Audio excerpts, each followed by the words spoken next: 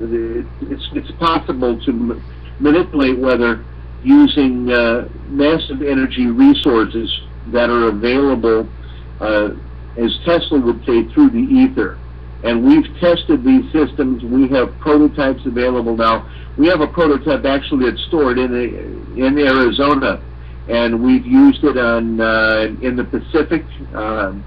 We've tested it in Arizona. We've made it rain. We've moved major storms around, and it produces so much energy. We accidentally popped a 30-kilometer hole in the crust of the Earth with it. Now, I'm not making any of this up whatsoever.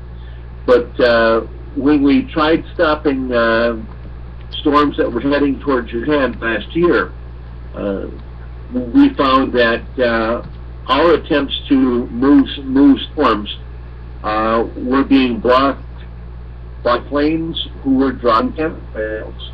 And we have the satellite photos of the chemtrails being deployed. We could see how they were and speeding up a typhoon, how they were directing it.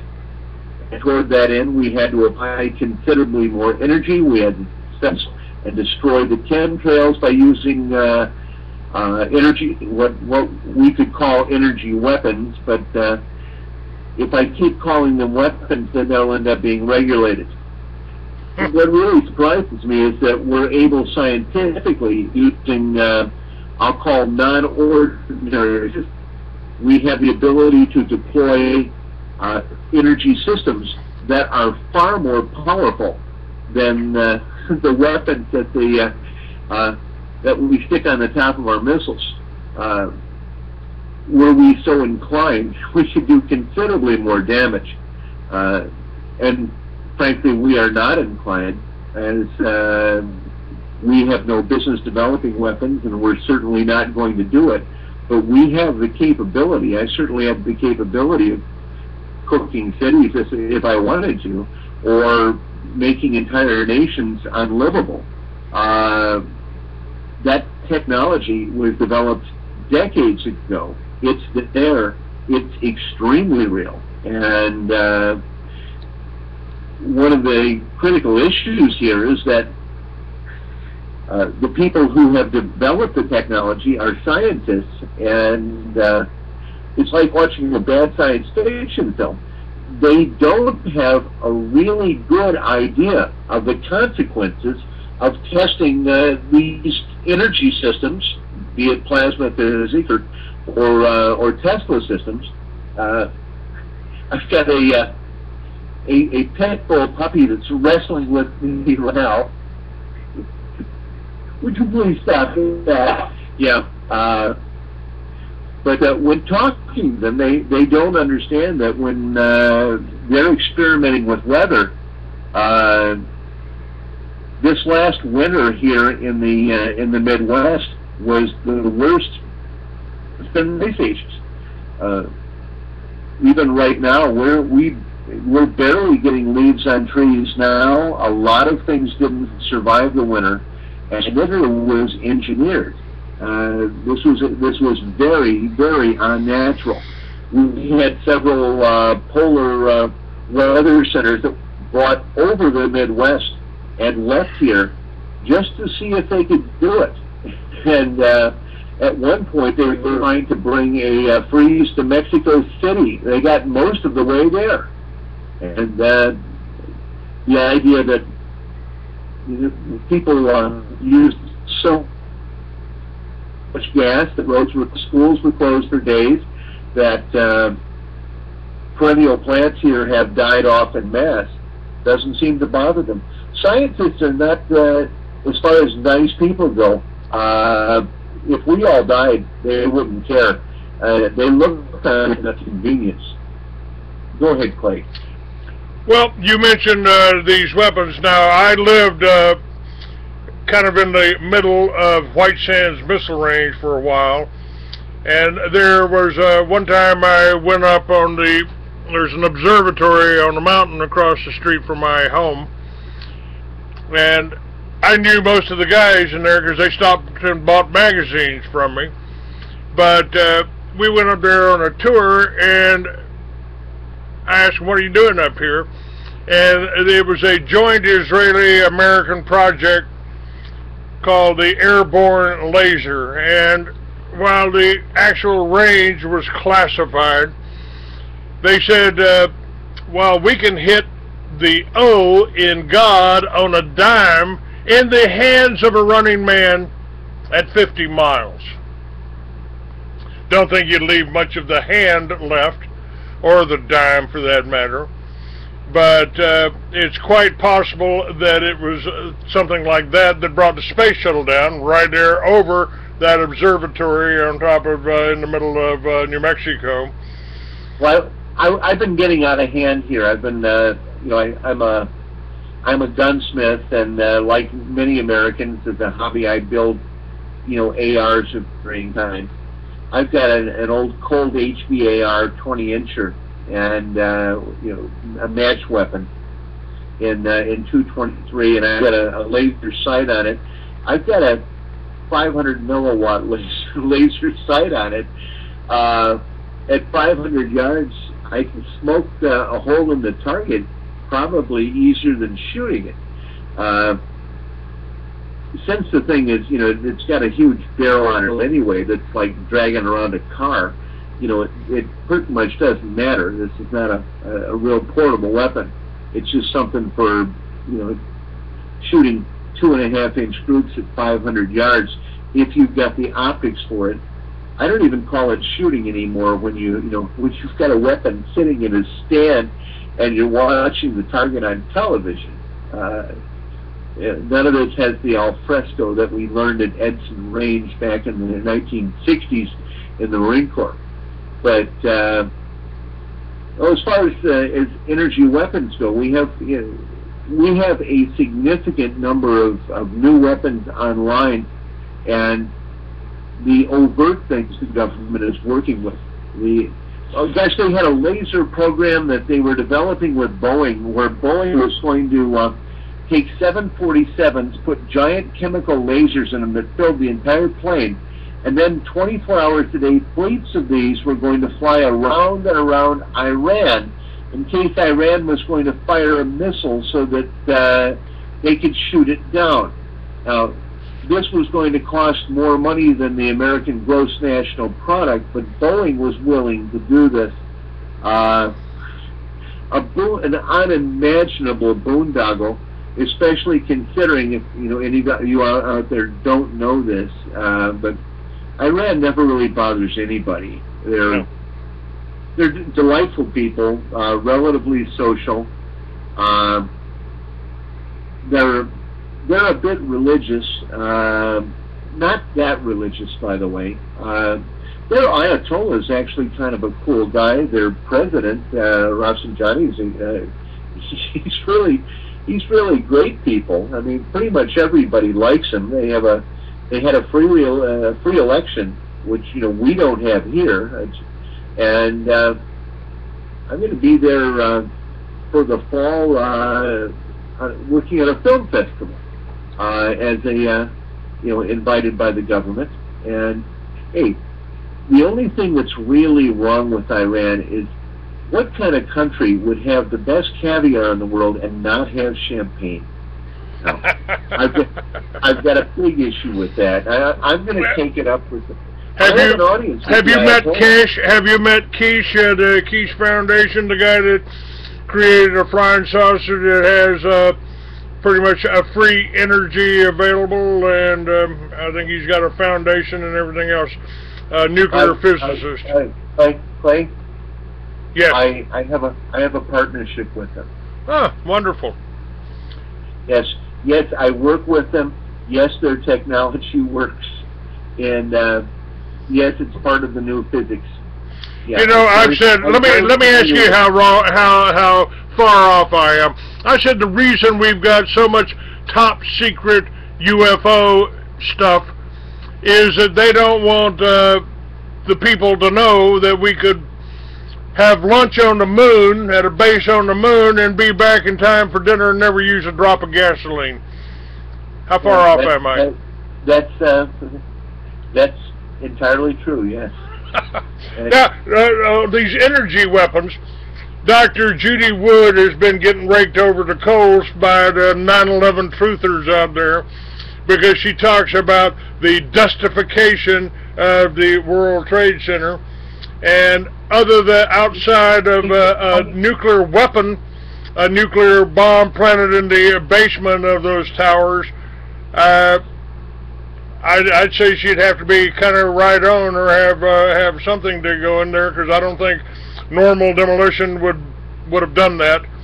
Well, here's my understanding of this, and I've never talked to Judy, but I've seen how she pushes her ideas, and her personal methodologies are repugnant. She's horrific to deal with.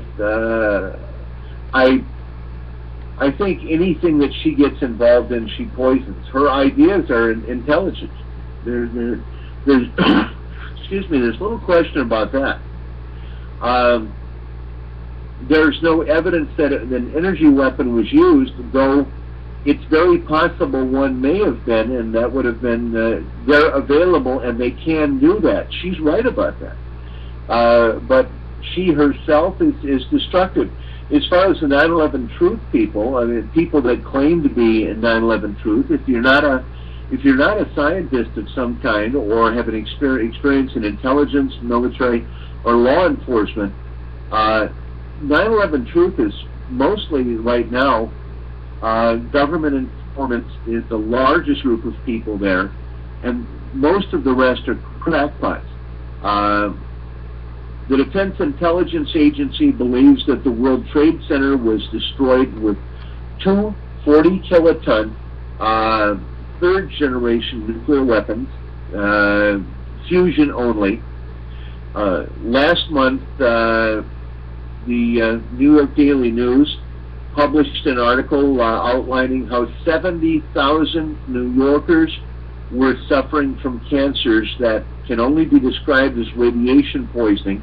We don't know how many have died of radiation poisoning so far, but it's many. But when they are thyroid cancers, non-Hodgkin's lymphoma, and multiple myelomas, these are the Hiroshima diseases, and 39,000 first responders that are still alive are on the list wanting compensation for radiation sickness. And that's, I'm using the term here because the diseases they've requested compensation for fall under that category. 12,000 workers on Wall Street. The number came to 70,000, 68,900 that have requested. Now, on the other hand, if you're in New York and you're offering that fund's got $2.7 billion in it, there are people in New York who would apply for anything free. But this is the largest cancer cluster on this planet, is ground zero. And as far as anyone believing that the Pentagon was hit by an airplane, anybody that stupid, if you're that stupid, please, I don't want to destroy a radio station's credibility or whatever, but I don't want you listening to me. I mean, it's wrong somehow. I mean, if I want to talk to goldfish or a turtle somewhere, I'll go to a pet shop. I don't need to be on radio. Now, if you're that dumb, leave me alone. I don't care. You're not even a human anyway. You may be wearing a meatbag outfit, but whatever fits between your ears belongs in an insect. Now, Gordon, I refer to 9/11 as an exaggerated case of Jewish lightning, simply because Larry Silverstein leased the buildings, insured it to the Hilton, and blew them up 3 months later, or somebody blew them up. And it was the Mossad that were sitting over in New Jersey watching, put there to record the event, high-fiving it. So, and I also got information that somebody that we both know, and somebody that was in my book, by the name of Michael Harari, who's now, I believe, the head of the Mossad. That was Noriega's handler in Operation Watchtower that I blew the whistle on a long time ago. He bragged about blowing up 9/11. Go ahead. Sorry. Mike and son are retired, and they're living, I think, in Phuket in Thailand. Yeah. Okay.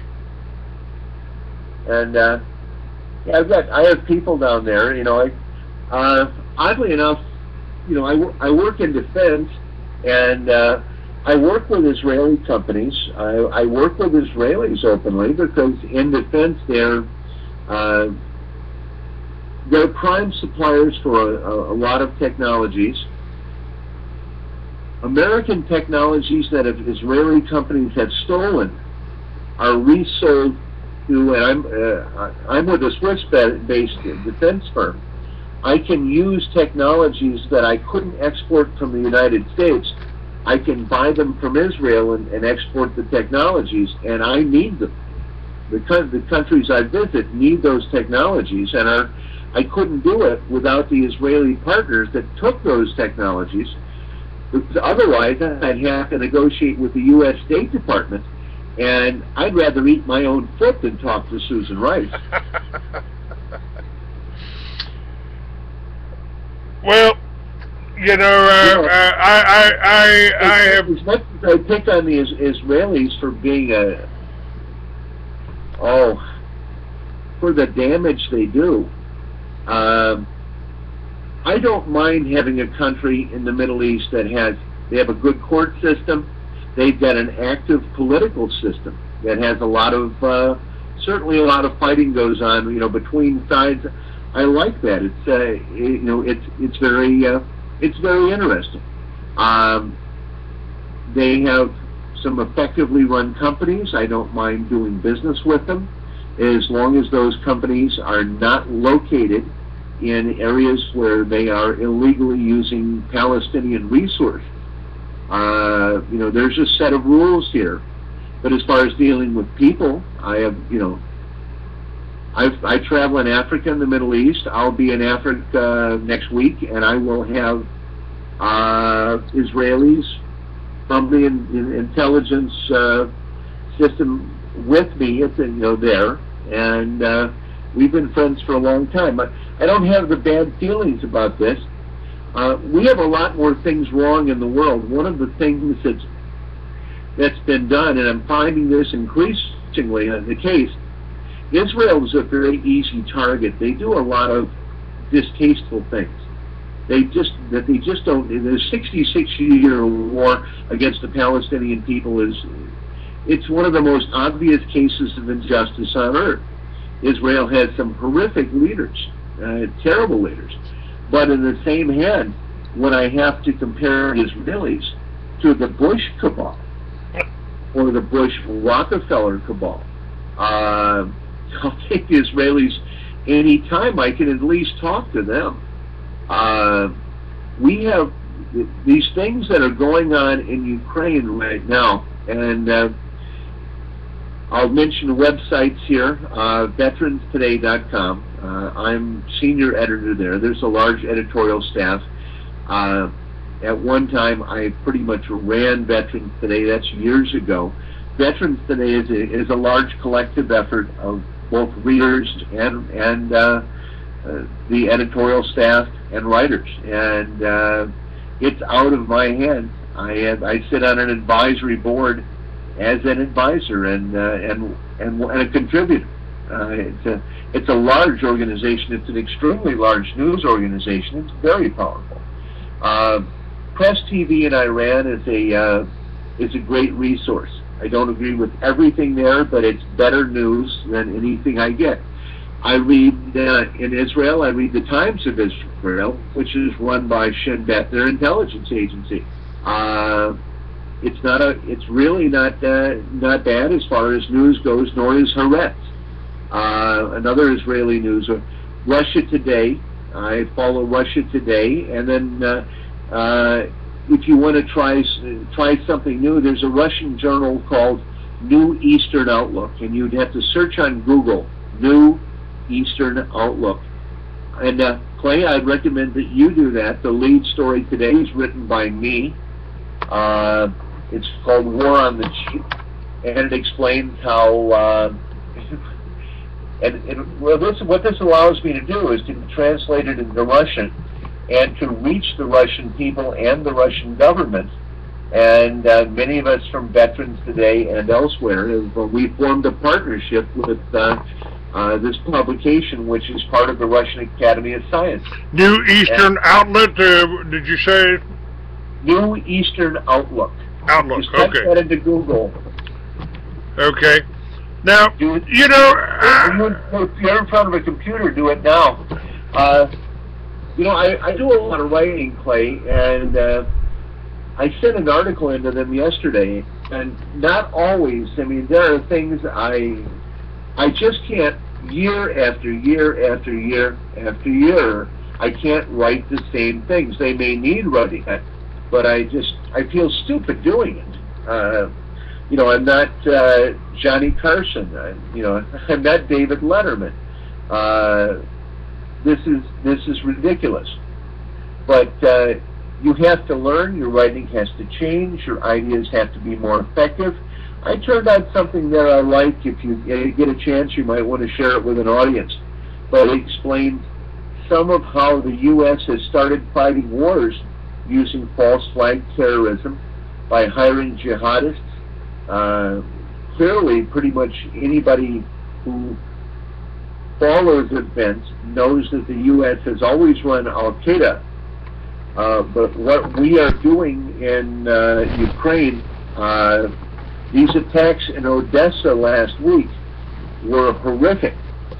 We used VX gas, which was gotten from a facility in Tbilisi in Georgia. 94 of the bodies had to be carried out and hidden because these were deaths from nerve gas. Rape, disembowelment. We set bodies on fire to cover the evidence. The people who were involved doing this was led by people from the U.S. Embassy in Kiev, led a massive terror attack that killed between 100 and 300 people. Many of them Russian passport holders, and we don't think that Russia is going to get back at us for this. We're insane. We had these terrorists trained in camps in Poland and brought into the Ukraine, where they are purely terrorists. The government that we are supporting in Ukraine, and the Ukrainian people deserve a decent government. They deserve an uncorrupt government. The Russians and Ukrainians who live in that country, and it's about 50-50. A good portion of that country has always been Russian. They're excellent people, and they are being victimized. Let me stop you for just a second. I've said this whole Cold War scenario because I filmed the first Homeland Security meeting, and they said this war on terror is a new war, might go on longer than the Cold War, and I think this was media created. The Russians are coming. The Russians are coming. The Russians have never been our enemy. They're not our enemy today. I find Putin more appealing, especially now that they're starting to attack him, trying to demonize him, same way they've demonized me. He looks a lot more attractive to me than Obama. I mean, at least Putin is obviously a real man, not some half-breed fag, with a female impersonator for a wife. Yeah, I don't actually believe that. The Larry Sinclair stories, Yeah. Those are Zionist orchestrated attacks on Obama. Okay, well that's interesting. I have the facilities for investigating these things. We don't understand much of Obama. What frightens me about Obama, a couple of things frighten me actually.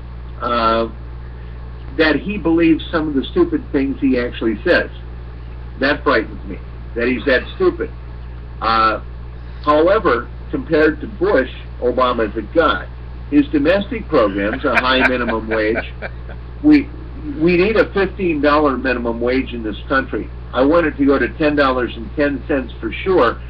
If you're out there running a small business and you can't pay $15 an hour to an employee because they're not good enough, find one who is. If you don't make sufficient money to do that, raise your prices, because if everybody's paying $15 an hour, okay, then frankly you'll be able to do that. If everyone is, if Walmart is in particular. If you have to survive on a business plan that requires your employees to be on welfare or to be starved, then you don't have a business. You're running a sweatshop. You're a criminal. If everybody's making the wage and everyone has money to spend and we don't have to support everyone with welfare, we're going to have our own country back. And the easiest way to do this for anybody that has the remotest idea of how economics work is a realistic minimum wage. We desperately need it, and it needs to be aggressively enforced, along with our immigration laws.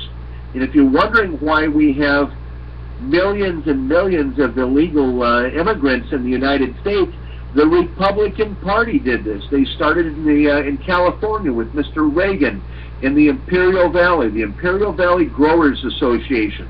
Reagan is their stepchild, and opened the borders up to fill California with low-cost agricultural workers who were going to break the United Farm Workers Union and the Teamsters Union.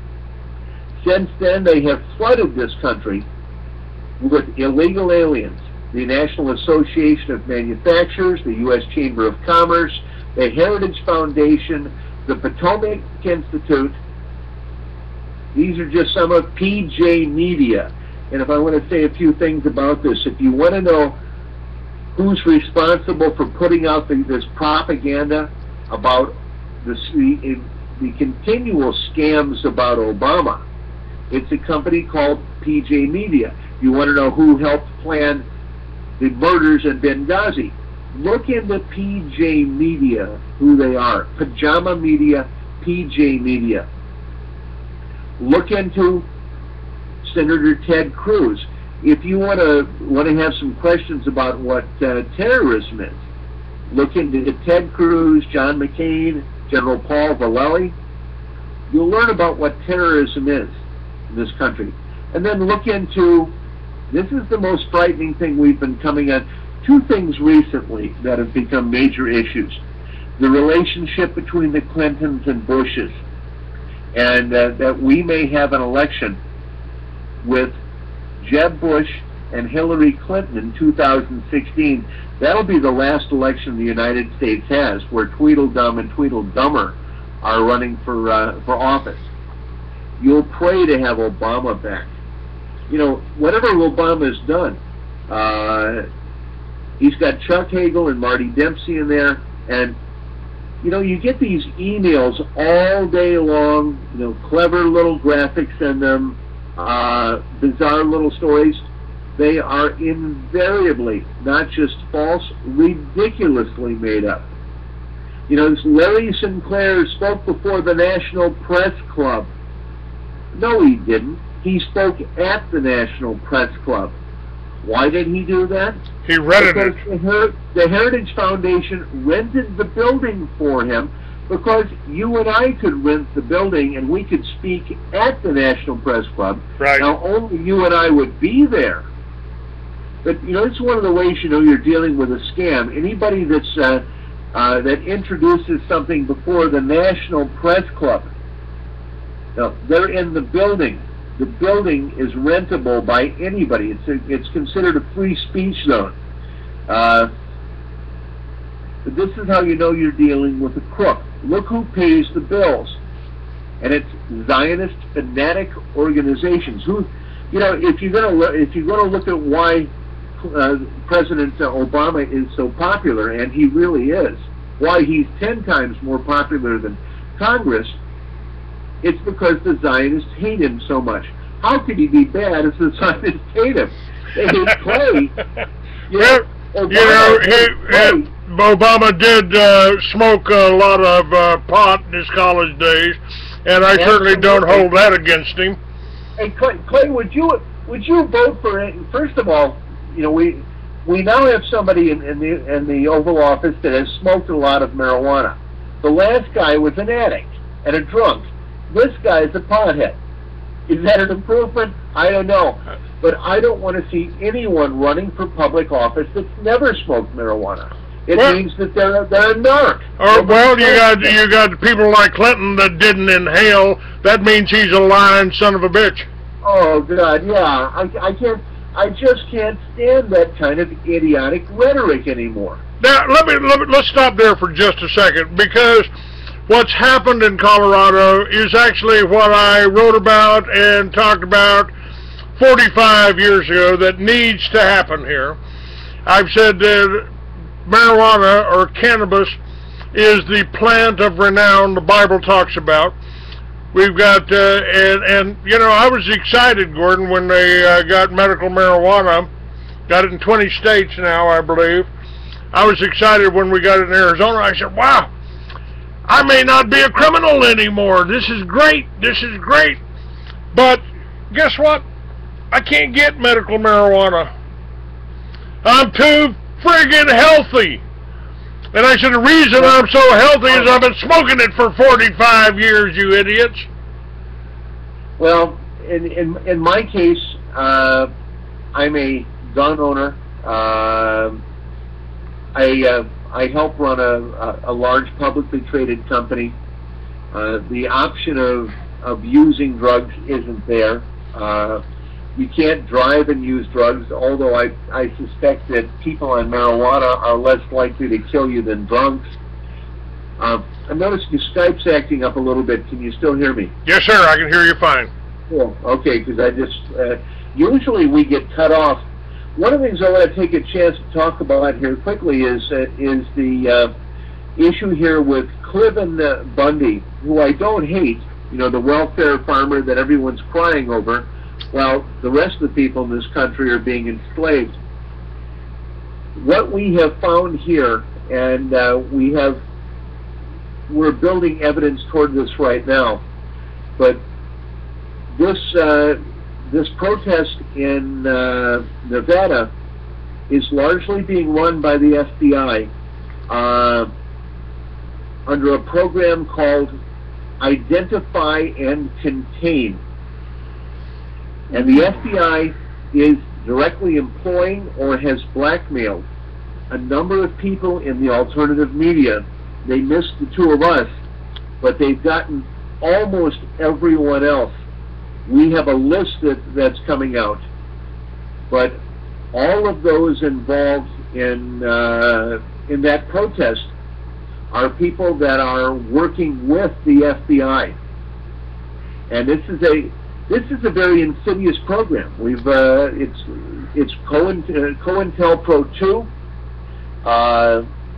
They're taking names. They're working with the militias are being started up again, Idaho, Oklahoma, Wyoming, and they are totally filled with FBI informants. They're keeping track of everyone. If you're involved in any of these organizations, if you've shown up at any of meetings where you've got Alex Jones or his associates, some of which are on the Rents network, by the way. Mike Harris left. I'm no longer on Rents, although I have the greatest respect for Jeff Rents. He's a brilliant guy. But the infiltration has gone on, and it is not only is it they're spending a huge amount of money, it is one of the most serious threats to free speech this country's had, and their major operation to really set themselves off has been this Bundy, and it's largely a scam. It's got They've got phony FBI people. They've got phony land management people. They've got FBI informants everywhere. Almost everyone's got a handler of some kind. When they're going after people in the independent media, you've got people that love working with them. We've got people that have worked for the Zionists all along. We've got one guy that is working for them because he was facing prison for a series of mortgage scams. We've got other people that have people around them that have infiltrated into their lives. We have one person we believe that's actually been poisoned and it's being blackmailed by the FBI. If you think it's that's crazy, it's not. We have a few people being paid. Mostly it's people who are being blackmailed. And you get a good idea. My question, I was almost pleased to see with this Bundy affair that the militias were actually getting good press because they've been demonizing me for so long. The Zionists, ADL, Southern Poverty Law, been demonizing me for so long for starting the militias. I said, but I did it in the governor's office. What are you talking about? What? The Southern Poverty Law Center and the ADL, working with the FBI, are running this protest. Well, my ex-wife tells me in California that they make fun of Bundy because of him not paying his grazing fees. So I don't know how set up this was, but I do have something else. There's another movement here that I went into Bundy's background and looked at the family, the Mormons and the history of this area. The Mormons settled there. They moved 30 Mormons in, a couple of families, lots and lots of wives in 1877. By 1880. Most of the wives had either run away or divorced and resettled with other people, but in 1880 they shut down. That area was unsustainable for any kind of grazing. If you've got Google Earth, and I'm not a big Google fan, by the way, but go into Google Earth and type in the Clive Bundy Ranch. Go in and take a look at what's there. He's grazing cattle on sand dunes. This is a scam. This guy's a scam. Look at his ranch. You can see his cattle. He's got more rusted cars than he's got cows. Now, this guy, I don't see a lot of money there. But first of all, that he has not been there since 1878 or 1880. The Bundy family started grazing cattle in the 1950s, and they're doing it on land that one cow can't be raised on 600 acres. There is nothing. There is no grass there. There is nothing for them to eat unless they're eating rocks. Just go in, you can pull right in and look at it. And the idea that he's ranching in what could be the middle of the Sahara Desert is insane. There's a reason he's the last rancher in the area, because it's the worst land on earth. Cattle don't belong there. I certainly don't want to think I'm eating beef that comes from something that's been chewing the bark off a mesquite tree or eating rocks. This is totally nuts. There's no water. There's no grass. There's nothing there. This whole thing's a scam. And then when we go in and take a look at this, and I see nothing but undercover FBI people. They're everywhere there. All right, now that brings up another operation that's happening right now, and that's on May 16th. There's something going on called Operation American Spring, and that's put up by Colonel Harry Riley. I had him scheduled to be on one of my shows, and I actually devoted the whole month of April to having his organizers on. A nice lady by the name of Texas Rose booked everybody and booked Harry Riley on my show. I interviewed over 20 of them, and two of two of his organizers were Jewish. We actually had a fine conversation. One of them took some offense with J.B. Campbell's rhetoric, and I said, in that column, I put up J.B. Campbell's rhetoric when he's going to be on my show. Just like I've got something that you wrote up there for this show that we're doing. And I said, when I have you on my show, I will put your rhetoric up there in that spot, or on that column. Well, if you've got Jewish people that have an issue with Campbell, put them on with Campbell and let them fight it out. Campbell's a sane, rational guy. He's a brilliant guy. I have the greatest respect for J.B. Campbell. I have the greatest respect for Ernst Zundel. Now, there are people who don't like Jews that I think are totally crazy. I have always said, I don't care who your grandmother slept with. I judge you by what you're doing today. And the Constitution, you know, our Bill of Rights, our First Amendment gives you the right to worship as you want. So if you want to beat your head against that Wailing Wall, knock yourself out. I'll watch. Don't expect me to do that. Well, see, there are times, and see, John Kaminsky is a good writer. He's yes, a very, very bright guy. But Kaminsky goes way over the top. Anytime, and this is, you know, my background, I represent over 4 million U.S. veterans. I'm not their only representative, but I represent them. And some of them are Jews, some of them are black or Hispanic or whatever. And I'm certainly not going to take a position based on race, religion, or ethnicity against anyone.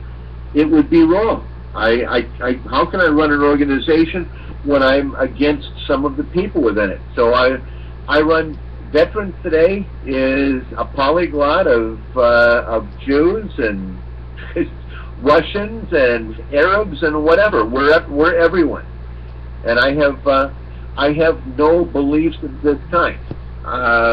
From a racial standpoint, now I hate all religions equally. I think they're nuts. You might as well believe in space aliens, which I actually do.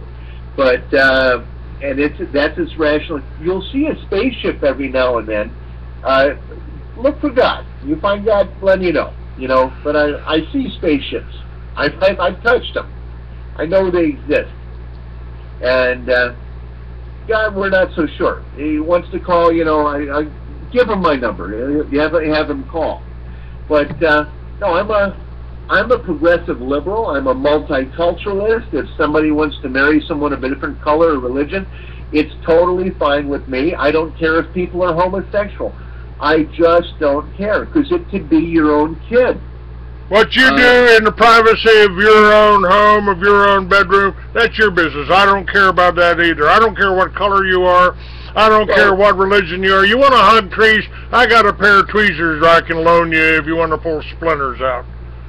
Well, what we have here, though, is we've got so many wealthy and powerful people that we very much know they have a religion, that these people are what you would call Satanists. And within Washington, it is the real of the people who carry Bibles around and show up at church. Satanism is their predominant religion. What they do in the privacy of their homes, frankly, to kidnapped children and others, we have a serious problem with. So I do care about that. And we have more than minor evidence that this goes on. And you know, we have one person that spends his life pretty much looking into this, Stu Webb, but it's not a standalone situation. We have a lot of things going on in this world. When we have a dozen wars going on, when they go on decade after decade, when anytime you hear about terrorism, you know that a government's involved. When you see governments do nothing but try to destroy the lives of their own people, and within the U.S. government, one of the things about blaming Obama for things, the Democrats are a pain in the ass. There's little question about that. And the Republicans are entirely controlled by Sheldon Adelson. the gambling boss from Las Vegas. Who is being investigated right now by the supposedly the FBI. Well, there's a secret grand jury has been seated, and the reason we know about this is because the primary witness against Adelson did 9 months in prison with one of our guys, Chip Tatum. Yes. We have the background on this, and see of the people out there. And then Adelson is Jewish. He's a huge enemy of Obama. He's a huge enemy of the United States. He's very angry at the U.S. But Adelson's a veteran. Adelson earned his own money, unlike the Koch brothers and the Rothschilds and certainly the Rockefellers. But he earned his own money. He's an old guy, and he runs great casinos. People like his casinos. They don't have to go. They don't have to lose millions and millions of dollars on online poker. And you know, this guy has paid off pretty much all of the Republican Party. He just simply got out his checkbook, and the guy's worth endless billions, and just bought them. But they didn't have to take his money. Now, Adelson's just being Adelson. I don't hate Sheldon Adelson. I hate the people who sold themselves to Sheldon Adelson. The whores in Washington. Ted Cruz and gang. The Tea Party that he owns and runs. I hate them. I hate the people that sold their souls to him. Now, maybe he's here just to prove how debased the rest of us are. But, and he's done a very good job of that. How maybe the U.S. is a worthless country that needs to be destroyed. It's his opinion. That's what I hear him telling me. And the problem is, he seems to be proving us right. That we don't deserve to live. That why do the Russians have better leaders than we do? Why do the Iranians have better leaders than we do? Why do we not have any leaders at all? We don't have anyone here in charge. There is no one in the United States right now that I would look on as a responsible leader. Not one individual. Certainly not Ron Paul, certainly not Rand Paul. I said on my website right here, you can read it, about the that after Waco, I helped start the militia because I swore I would not sit back and watch something like that happen again. I was demonized. They tried to kill me after I put building number 7. Hang on just a second. What mainstream media won't tell you. Are you frustrated with your elected politicians? Get the news behind the news at truthradio.com. At Truth Radio, you can listen live or listen to a large selection of archived programs on demand. Listen when you want to. truthradio.com. The truth is out there. All you have to do is open your mind and listen. Yeah, one of my stations there. I said, you complain we have no leaders. The reason we don't is because you won't support us. Well, you know, this is frightening at times. I was polled during the last presidential election. I scored higher numbers than Romney. I was still beaten, but and as the leader, you know, it's certainly not one of my strengths here, but I find it embarrassing that I have people who come to me for things, and in this case, you know, within the publications that we work with collectively, we've created a group here. You're part of that group. We're all the leadership this country has. The problem I see with this country is that through years of propaganda, years of, I think we've been selectively bred to go back into the trees as people. You know, racism's always been a big part of the U.S. Eugenics has always been a big part, that we were supposed to breed a better race of blonde-haired, tall, white people. I'm even one of those. Or, well, that hair used to be blonde. I think it's a little more white now than that. But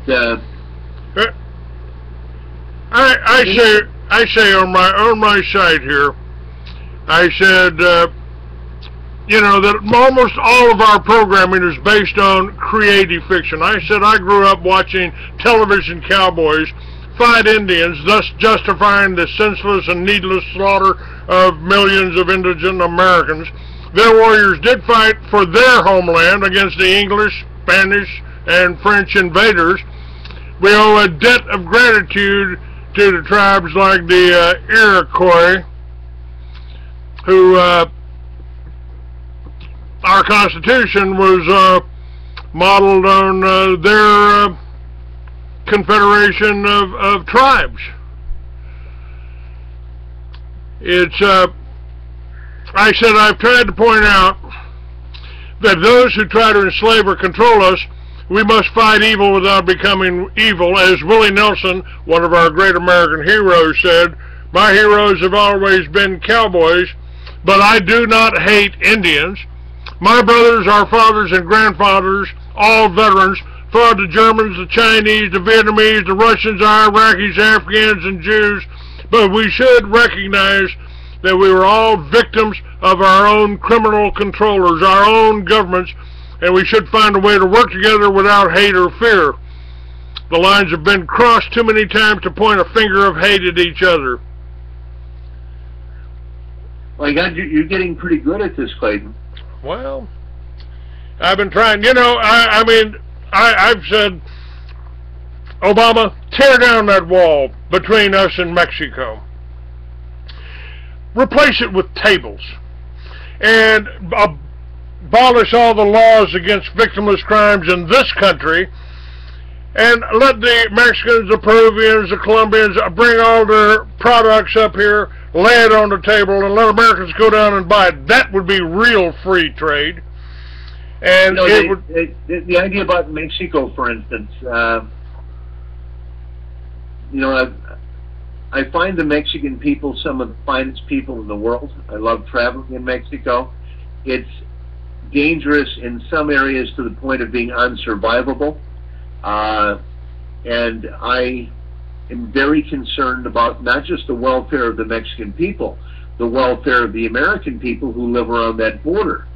But the criminal conspiracy that has destroyed much of Mexico and much of the United States isn't just a Mexican conspiracy.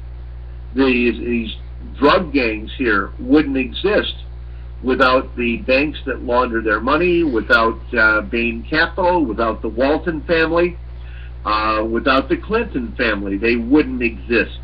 Without the Mormon Church, they wouldn't exist.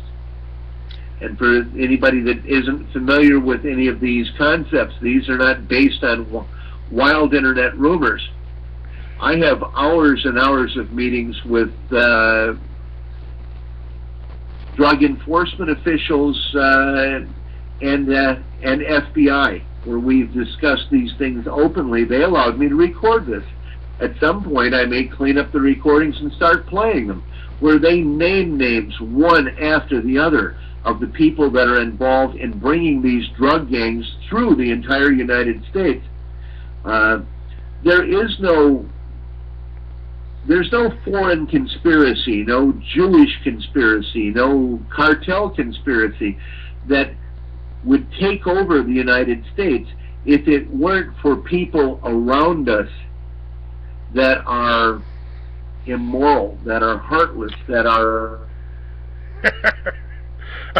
I'm sorry, you know, you just turned the record player on in my head. I can still hear Don Henley singing, "We've met the enemy and he is us."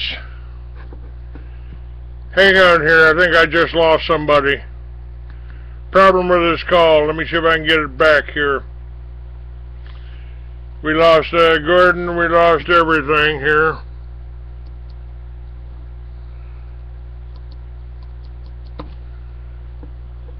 Okay, is it coming back here? Yeah, I'm back here. Okay, all right. It just went down there for a second. As I was saying before it went off here, I can hear Don Henley singing, "We've met the enemy and he is us." You know, this whole I don't think it's necessarily just a Jewish problem here. The whole Judeo-Christian, we had 3,000 years. If you look at the Bible, it's a story of tyranny upon tyranny upon tyranny. I mean, it's all about enslaving us. I mean, we are slaves now. I think Bundy was right about that. You know, well, I'm not a slave. I can go get my pickup and go get a beer, bro. It's called economic slavery, asshole. You're paying for that gas, and you know, we don't even need the gas. So we can build electric cars. And oh well, the batteries are the problem. I'm sorry. You can put a generator. You can put an alternator. You can recharge the battery from your friggin' wheels. They got wheels that you can put on an electric car, and it'll recharge the battery while you're driving down the street. We got the technology to make things a lot better. We don't have to use that gasoline. We don't have to be in this thing. That's why the whole Bundy thing was also about a Chinese company wanting to come there and build solar panels, so what? So they can sell it to the electric company, so the electric company could charge you more for it? Why don't we just put the solar and the wind on our houses and cut out all the middlemen? It's kind of what I did with my magazine. I don't pay DuPont for the ink. I don't pay Hearst for the paper. I put it all on the internet now.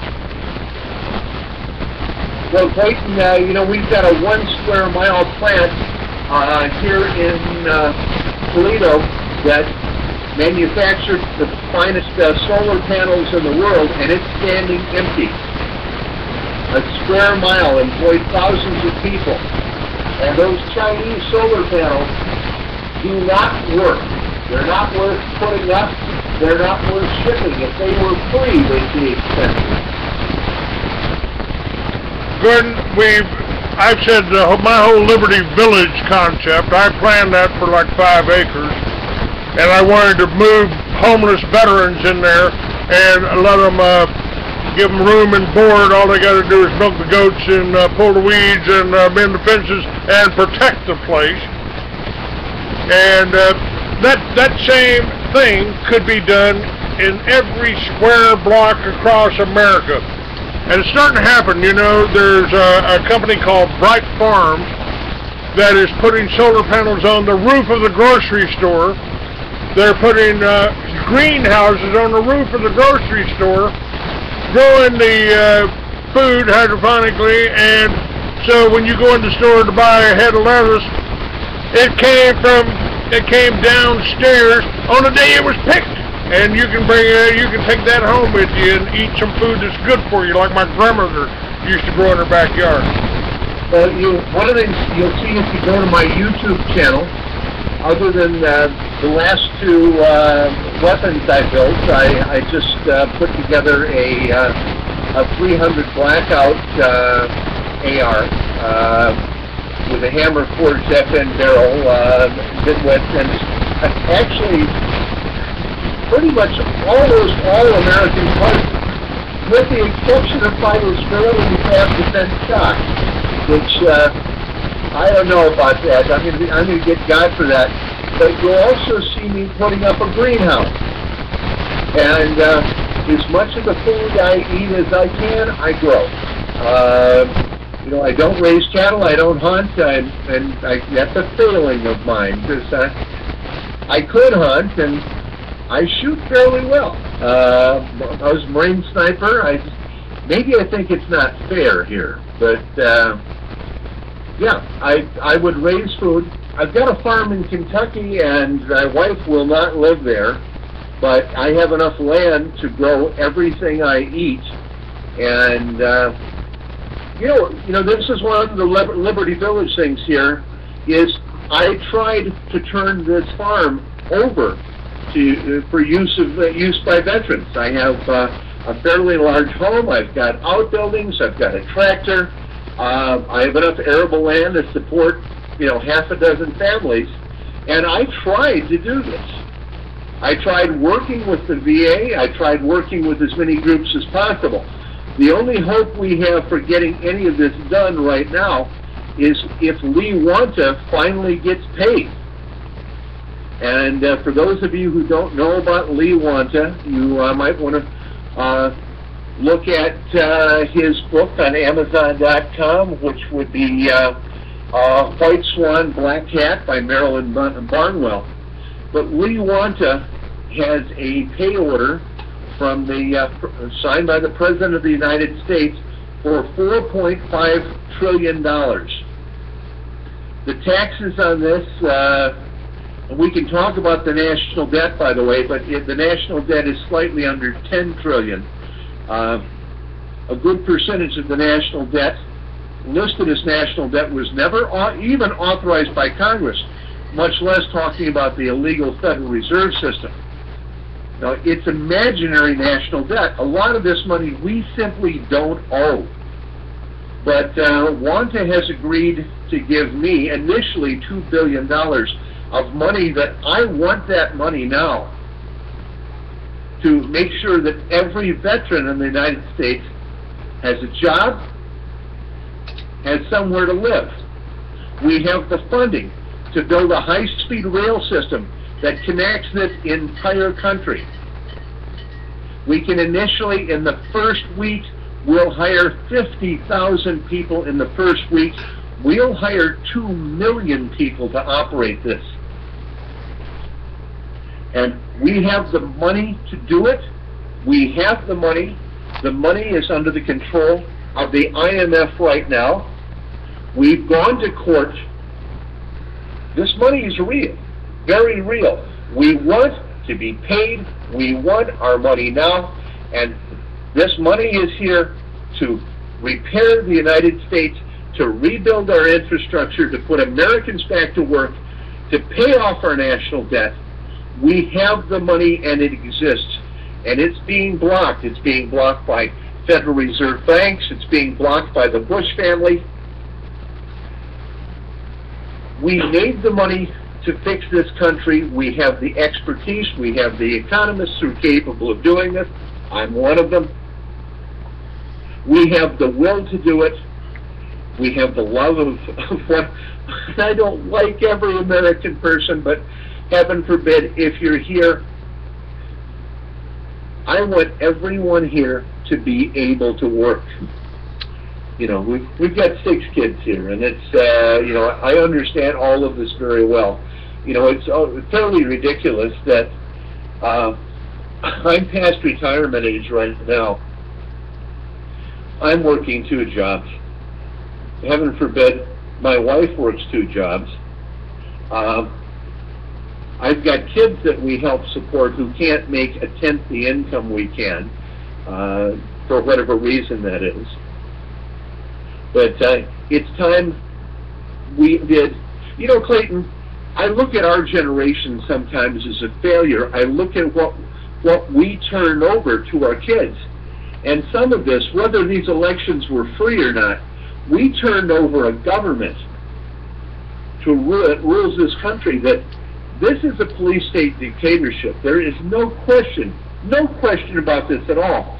When I hear these people in Washington talk, and by the way, are you still hearing me? Yes, sir. I'm hearing you loud and clear, sir. And I've had Leo Wanta on my show. You know, that's the only thing that my only holdback right now. I believe everything that you're saying. I think this is the way to do it. And, you know, I tried to do that with the Free American. I tried to do it with the radio show to wake people up. Because we are in a police state. If you don't get a warm, fuzzy feeling when you see a cop in your rearview mirror, it's because this is a police state. And the you know, they've managed to kill me economically. I can't get a job. I can't work. I don't draw unemployment. I do draw Social Security, but that's my money. I paid into that. Oh, hey, Clayton, you do know you're talking to a 1%er here, don't you? I've flown that patch for a few years too, but yeah. You know, I'd really leave where I am because I need somewhere to put all of my high-priced European cars and motorcycles. You know, I'm. Well, make a donation. Make a donation today at freeamerican.com. I need $500 to fix my motorcycle, or I'll be walking or hitchhiking into town to get groceries. I need $500, and I need it today. I need to be able to take my bike in and get it fixed. I got a lifter knocking, and it'll probably make it to the shop 60 miles away, but otherwise I'm walking or I'm hitchhiking. Now this reminds me, my bike is sitting in a garage. The glass for my greenhouse has got my bike blocked in, so I need someone who can help me carry this out. I would have carried this out, but the time when I can actually lift and carry a motorcycle, there was a time I could do this. That's pretty much coming to an end. Just lifting one end of it up, I find the knees want to quit. But, you know, one of the things that, there were a lot of things that held us together. I'm going to talk about this, the Vietnam War. I served as a Marine in Vietnam. And heaven forbid, I don't want to be thanked for my service, and although technically I'm a decorated combat veteran, technically, I am absolutely not one iota a war hero. None of us were. We did what we could to keep each other alive, and the people I served with in Vietnam, the few, very, very few that are still alive, will always be my family. Those are my people. But when we came back from Vietnam for at least a few years, we remembered who we were. And yes, it was in America where, of course, I went back to grad school, but rode a motorcycle. I was involved in the anti-war movement. I was socially responsible, and then at some point, something inside all of us died, and lo and behold, we ended up, maybe it was the '72 election, Richard Nixon, that broke us somehow. But we were broken, and we've lived in a country where my generation, and it's your and my generation, Clayton, we're the same age here. But yeah, keep in mind, Gordon, after I got out of the Army in 1964, I volunteered for Vietnam too. They tried to kill me before I got there. I didn't go. But I sold peace symbols to Spencer's Gifts, to Kmart's. I put them in, I set up and I sold to every head shop around the country. I started I feel like I helped stop a war. And nobody ever around me. I'm an old biker, and I ain't afraid of nothing. You better not put down or spit on a Vietnam vet around me, or I'll hurt you. Well, I think we've done too much spitting on ourselves for years. I've ran into, and it's people who let their spirits be broken. And it's not all of us. There are a lot of us out there that are, you know. See, I remember when the American Legion wouldn't allow Vietnam veterans in because they thought of us all as fear-crazed. You know, hey, I'm still fear-crazed. I'm still one of those people. I'm still someone that is willing to fight and die for change. Now, I've worked in the corporate world. I've worked for the U.S. government for an awfully long time, and you know, right now, I run a large private intelligence organization that operates worldwide. I will be outside the U.S. here for some period of time. And I work in a couple of areas. I work in counterinsurgency, and I look at what's going on in Nigeria, for instance. And it's not the most effectively run country. I can't say a lot because the people who run the government are been friends for a long time. I get to, I get to meet and talk with them, and that's all over YouTube. I can't get the United States, nor can any of us, to be responsive, so how can I say anything bad about Nigeria? Now, I've got, with Mike Harris and others, including some American colleges, we're going to Ghana to set up a distance learning partnership. We're going to start medical training there. I'm going to be putting in high-speed internet in areas that have never had any communication. We're putting in high-speed internet. We're mounting it on aerostats, 100-foot balloons, and we're going to be jumping. It's what we actually call this. This is high jump internet, but we're putting tremendous broadband capability to allow advanced education in areas where none of this has been possible. So we've got U.S. colleges. We're putting people to work in Ghana. We're putting people to work in the United States. We're going to be training cadres of educators there and healthcare professionals. And I am on the board of directors of Timothy Bible College. My friend Dr. Jake Wade started that years back. I'm working on my master's degree in political science there, and he set up colleges in Africa too. We're doing it on a limited budget. He doesn't have the budget to really do this, but the idea is there. And his Little Red Schoolhouse that I helped him start 20 years ago, they've graduated hundreds of high school dropouts, graduated them, got them working, got them into other colleges. It's accredited right here in Texas.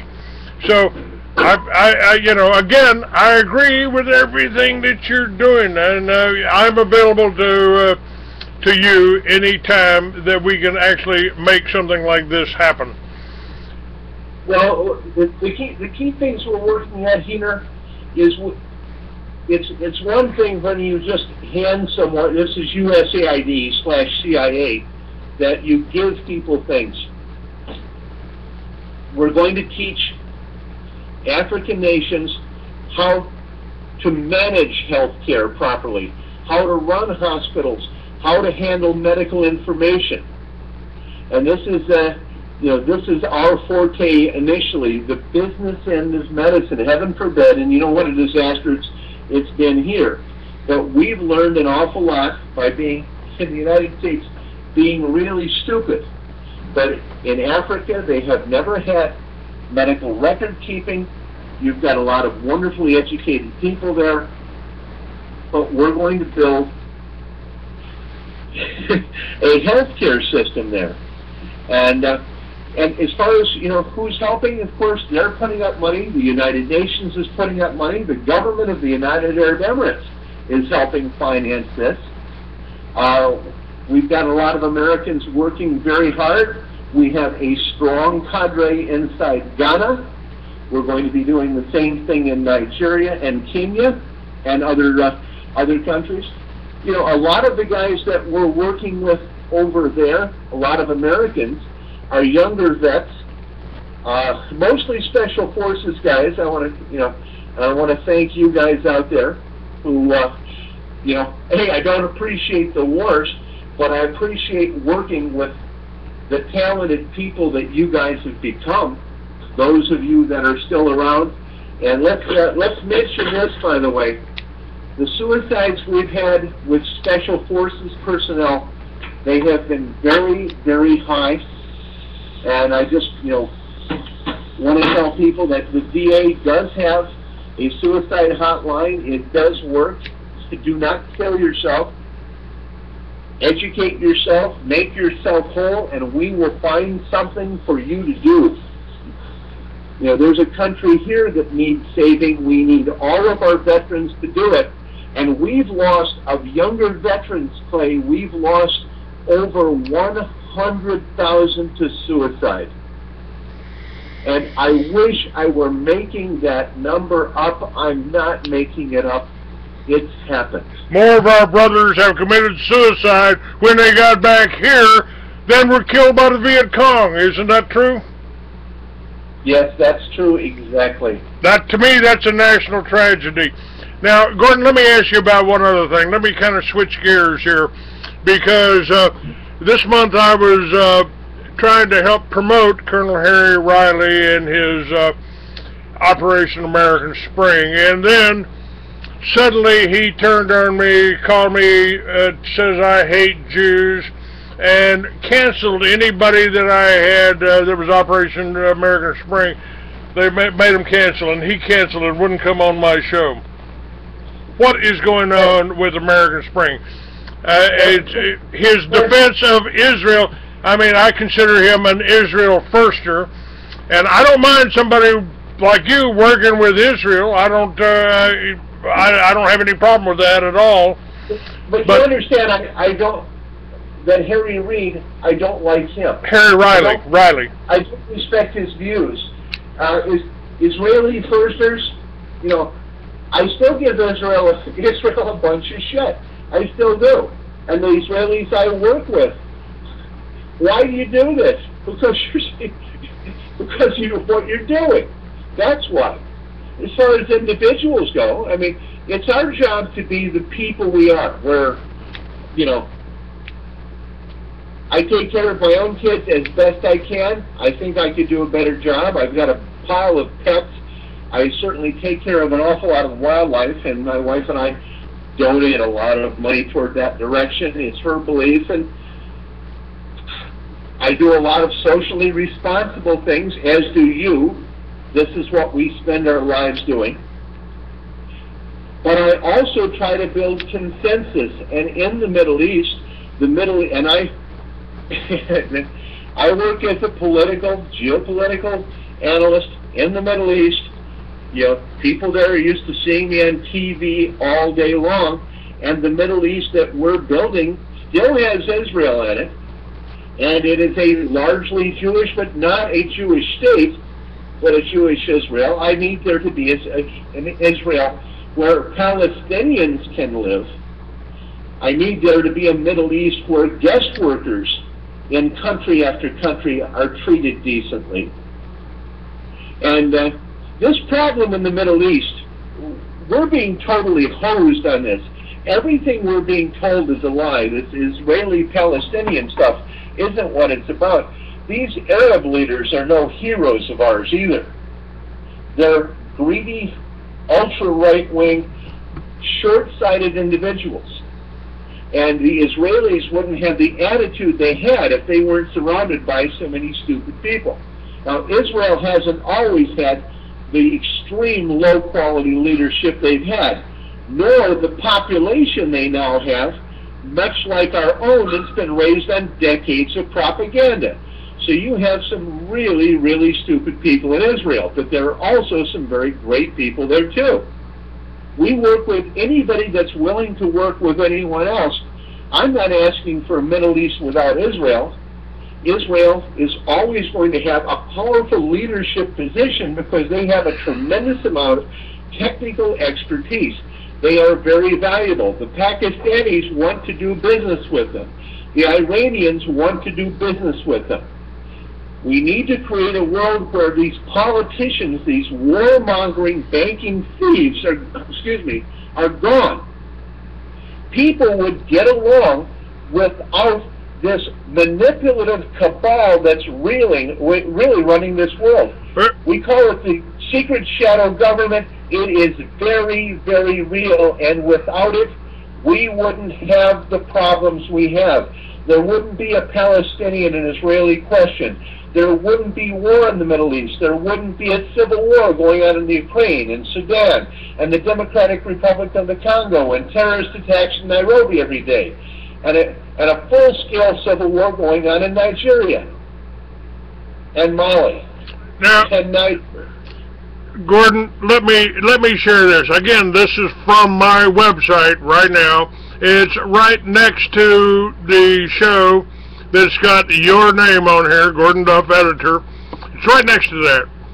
I said we need a vision of a community of nations working together for the common good and the welfare of all. I'm talking about the vision. That's me running a coffee grinder. I'm getting out of the way here. The vision. I'm talking about the vision of compassionate societies where every person is valued and nobody left behind. A vision of a world without hate or fear. We must envision a world where governments first and foremost care about the people who act like a loving, responsible father and take care of everyone. We must envision a world without elitists. Indulge in that vision and be 100% committed to it. And by saying that, I don't suggest to kill them all. This is a vision thing. We're not supposed to worry about the details and how to get there, but be totally clear about the desired outcome and leave the rest to God or the universe. All we need to do is know that what we want and be excited about what it would mean for mankind. A world without war, terror, slavery, deceit, exploitation, prostitution, perversion, the killing of unborn babies, and deliberate poisoning of bodies and minds. It would be a world where we don't work 45 out of 50 years to pay for interest and taxes. In other words, it would be bliss. Now that's my vision. Clayton, one of the things, let's look at the neocon disease that brought us under Zionist control. Heaven forbid I'm saying this now. But by Zionists, when we call the neocon Zionists, most of them are Christians. Most of them belong to a satanic apocalypse cult. Most Christians that I know of are unaware, and some of them are, heaven forbid, nice people. I'm not a strong believer in religion. I don't even have very many religious people around me. And I will tell you that most of the Jews around me will celebrate holidays, but none of them believe any of it. But the idea of who the neocons are, we have people that have beliefs, all right, but their beliefs are tied to that wire that starts somewhere in the medulla, the reptilian brain in their head, and heads below the waist, if you know what I'm not saying here. The things that we find going on within the leadership, why would anyone create 1,000 trillion, much less pushing 3,000 trillion or quadrillion dollars in derivative debt? I can't even explain what it is. But this planet only has $3 trillion worth of stuff on it. If you had $3 trillion and you were 1 billion people and you went to the store for the next 100 years, you wouldn't spend all the money. And if you moved all the stuff you bought, like to Australia, it would sink. There isn't that much stuff. Then why? If there isn't that much stuff, why is there that much money?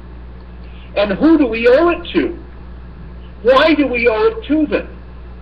There's no anybody who claims they're an economist and they think they can explain this, they're lying to you. The economic system of the world is a farce, an absolute fabrication. It's not just fiat currency or an illegal Federal Reserve System. The whole thing, they made it all up. It's a game, and it's a game entirely meant to enslave us. It's more than enslave. We have powers on this planet that are here to do nothing but create misery.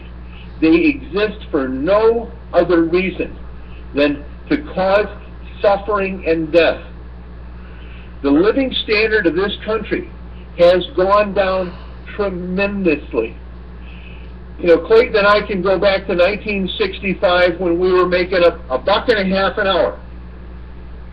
And a new Ford Mustang cost $2,000. And gasoline was 26 cents a gallon.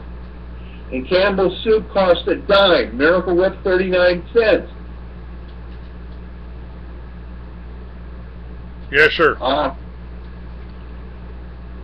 Now, you're right. I call this a 3,000-year-old Judeo-Christian vision of world domination, Goyim enslavement, and genocide. And let me share this with you, because you talked about these good Christians.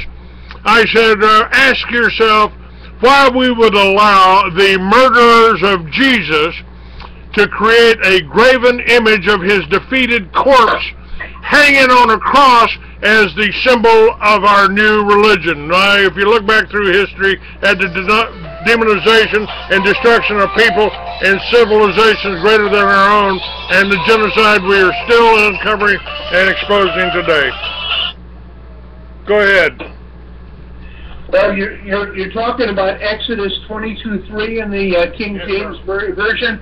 Thou shalt not make graven images or likenesses of anything in heaven above. You shalt not worship such things. Do you mean that? You know, I had a discussion. Go ahead, Clay. Go ahead, Gordon. Well, I had a discussion with somebody about this yesterday of why the religions of the book are Judaism, Islam, and Christianity. The differences, particularly between Islam and Christianity, are based on concepts that were put into Christianity by the Roman Empire that have nothing to do with the teachings of Jesus. And that is the virgin birth, which is not in the Bible. Mary was not a virgin in Greek. If you read translation, she was a young girl. There was no Virgin Mary. It's not in the Bible. What else is not in the Bible? Mary Magdalene the whore was not in the Bible. That's an invented Bible story. It's not in the Bible. Get a sword search. You can download a searchable version with full annotations of the Bible. You can actually look some of you should read this, because I sure as heck do. I know the Bible, the Quran, the Torah very well. None of this is there. Things we are also unclear about.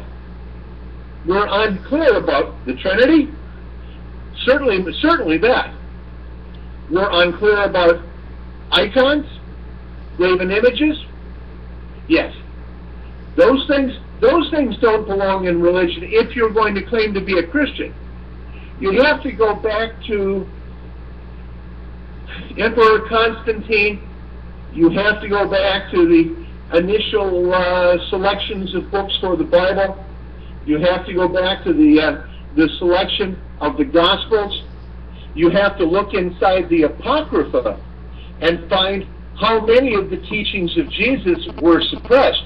Now, in Islam, Jesus is a prophet of Islam. Now, he doesn't carry that same position within Judaism. Now, I've said that the Council of Nicaea, I think that was 350 A.D., yes, they promoted Jesus to God because they didn't want men like you and I aspiring to be the kind of man he was. What this was is Constantine wanted to create a hierarchical authority. So he chose the books.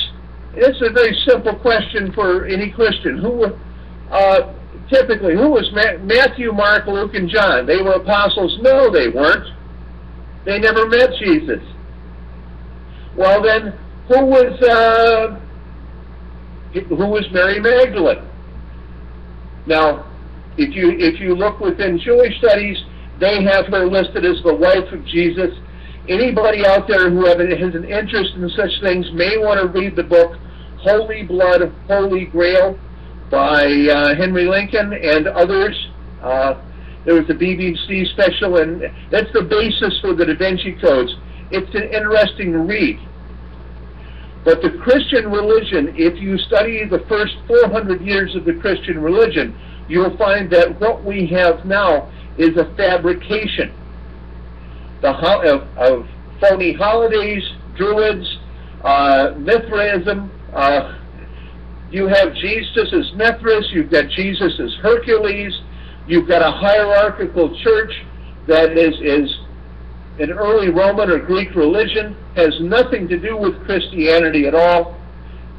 And if you look at things like the Gospel of Thomas, one of the books that was removed at the Council of Nicaea, you will see things in the teachings of Jesus where you're dealing with a very serious individual here. I believe there was a Jesus, and I believe minimally that this was a brilliant individual that had access to information few have. Now, I live within a community that has, let's say, how do I begin to say this? It has nothing to do with unidentified flying objects. It has to do with the influence of quite real alien civilizations on the development of Earth. And you mean like those cities built 140,000 years ago down in Africa around the gold mines? Yeah, like that. And like things built underground, like technology. We find technology that's tens of thousands of years old that we are only now able to understand and put online. There are archaeological sites in Iran, and you'll find it worse. Iraq, Iran, and in particular in the Ukraine right now, in the eastern Ukraine, there are archaeological sites that contain energy systems that are unbelievably advanced. And there's probably a limited amount I should talk about, or my car's going to blow up here. But much of what goes on, what you see in science fiction, begin assuming may very possibly be true. When you're watching X-Files or movies like Close Encounters, or certainly it's obvious Judy Wood saw Independence Day, that there is an entire texture out there, a level of existence of technologies that you have never heard of, will never see, that would make you, oh, here's a classic. I'll take a big step back and talk about nuclear energy.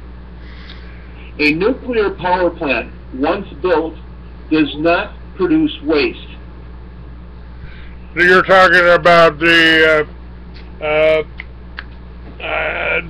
name of that always escapes me. We chose the kind of power plants we got now because the other kind with the thorium power plants, nuclear power plants produced with thorium, don't produce any nuclear waste. And you can't make an atomic bomb with it because there's no residue. And more than that, the energy is free. It just keeps coming out forever and ever in unlimited supplies. And there wouldn't be any electric bills. We could all have electric cars.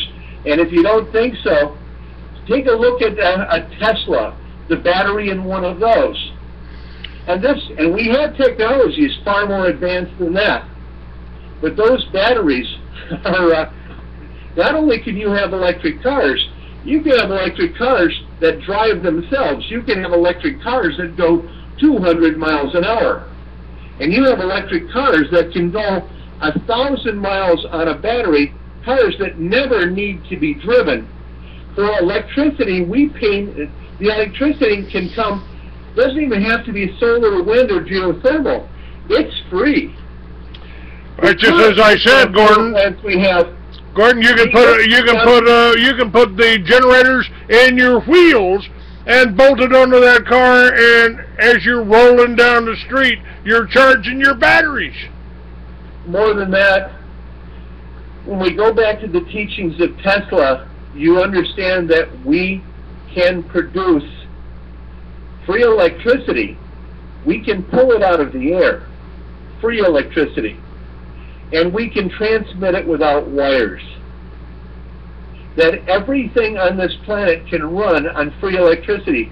Now, when you think about free electricity, that's no more heating bill, no more gasoline. But it means that everything you've bought, if it came in a can, the energy that produced that can costs nothing. The energy that moved the aluminum, that mined the aluminum, costs nothing. The printing of the label costs nothing. It costs nothing to transit the goods. It costs nothing to heat the store. That everything would cost, everything that we use would only cost 5% of what we pay for it. That farms, unlimited clean water, unlimited irrigation, certainly no diesel fuel for tractors anymore. Everything could be, without energy slavery, hydrocarbon slavery, without bank and debt slavery, everything would be free. And we could eventually, and this is the key issue that we're dealing with right now, we would find out why we're here. Because we're not here to be slaves to oil companies. We're not on this planet to be slaves to banks. And that's why we have the wars, why we have the currency, the debt, the government. That's why all of this is here. It's to keep us as slaves. Because none of this is necessary. None of this is part of who we really are. As a species, we were not bred to be slaves. We have been enslaved. We have been kept in ignorance and filth and disease for no reason. We have been bled like cattle, as it were. And there is no reason for it. We exist as a lower form of life.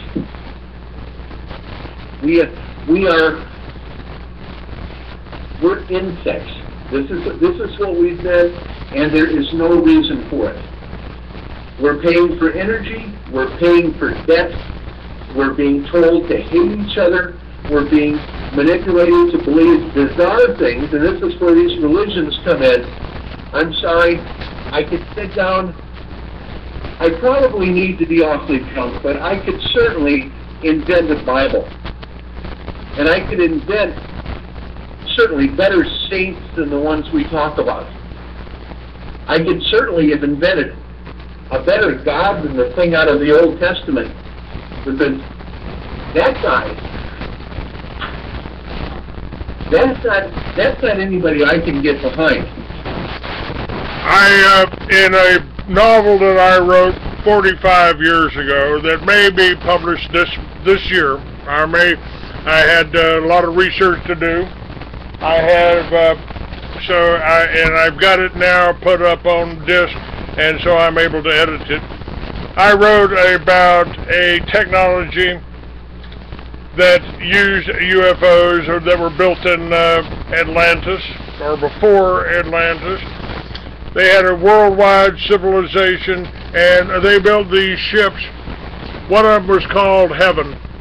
And in my science fiction novel, the Captain Tetragrammaton Lord, or Yahweh, went insane and wanted to enslave the survivors after the conjunction or the flood or whatever you want to call it. He wanted to enslave the people, and so he invented the whole bloodthirsty God of the Old Testament. I don't believe that was the God of Jesus. I do believe that Jesus warned us about the Jews who say they're Jews but are not. That's pretty well describes the whole Ashkenazi movement. The Palestinians may be the true descendants of the tribe of Judah. Well, there's little. Anybody who doubts that is utterly nuts. We've already proven that. Dr. Aaron Hayek of Johns Hopkins wrote a genuinely, and everyone claims that everything is peer-reviewed.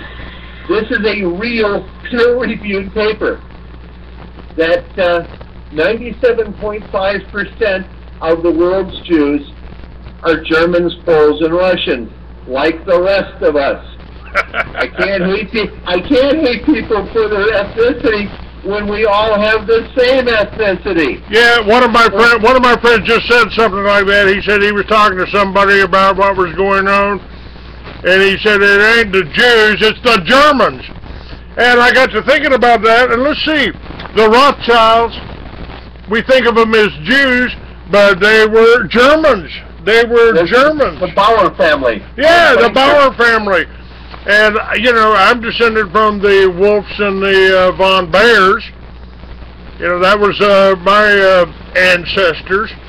And, let's see, how about Oppenheimer? How about the whole Operation Paperclip? Oh, those were all Germans we brought over here that just happened to be Jewish, too. You know, it's kind of what I said. I keep telling people, man, I don't care who your grandmother slept with. And other than this one, you know, we're on radio here, but I have a Jewish business partner, okay, that's British citizen, know his family well. We were, you know, we're good friends, and you know, of course, we talk about this all the time, and I mean, this is a guy with kids with blonde hair and blue eyes, and he's as German as anyone on earth, you know, and it just, the idea that it's, and to some extent, Clay, this is something we've done here, and I'd say Veterans Today has been more successful than anyone else. We went after the APAC lobby and the ADL and the Southern Poverty Law Center because they're scams. And they live on anti-Semitism as a scam. And to a large extent, we've destroyed them. Now, with them out of the way, and they are largely out of the way. They don't have any of the power they had. They went after American veterans head to head. These scamming organizations. And as far as the Jewish people in this country, if another 5 million Jewish people want to come to the United States and work and live, I don't have any problem with it. I don't care. Doesn't matter to me. You know, you can't be cheated unless you allow yourself to be. You know, it's funny, but all these Tea Party politicians that are supposedly run by the Jews, none of them are Jews. You're aware of that, aren't you? Yep. There are no Jews in the Tea Party. They're the craziest people out there. They've just got no bigger enemy. Rand Paul, the nutcase, Ted Cruz, the nutcase, John McCain, the nutcase. I refer to him as Songbird McCain, and I've been threatened by his people before when he told me, I don't care if all the factories move to Mexico, my son's an engineer. Well, these people aren't Jews. And, you know, I can't think of any Jewish person that's done any of the damage. Would 9/11 have been able to pull off without those guys covering? Without George W. Bush covering? Without Dick Cheney covering? Without Rumsfeld covering? Without John Ashcroft covering? Without Richard Clark covering? Now, when I get into Paul Wolfowitz, we've got another area here. But those names certainly. You know, there's kind of an old story I've got, and it looks like we're probably running out of time here. Yeah, we got about 3 minutes here. Go ahead. Yeah. You know, you hear a knock at your door, you go answer the door, and there's your friend there carrying 2 suitcases and crying and says, I've lost my home. My home is gone. What happened? Did it burn down?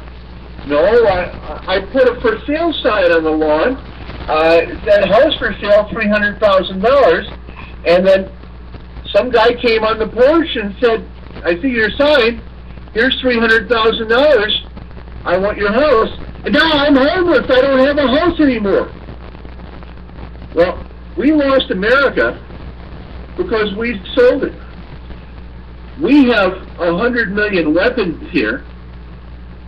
We have enough of an electoral system that without idiots around here allowing at the county level, crooked sheriffs, certainly crooked police departments, although there are a huge number of very, very decent police in this country, private crooked prisons, a government that wiretaps us, a government that enslaves us, banking systems that need tremendous regulation, slave labor wages, and we're all taught, and this is you buy in on things that I don't buy in on.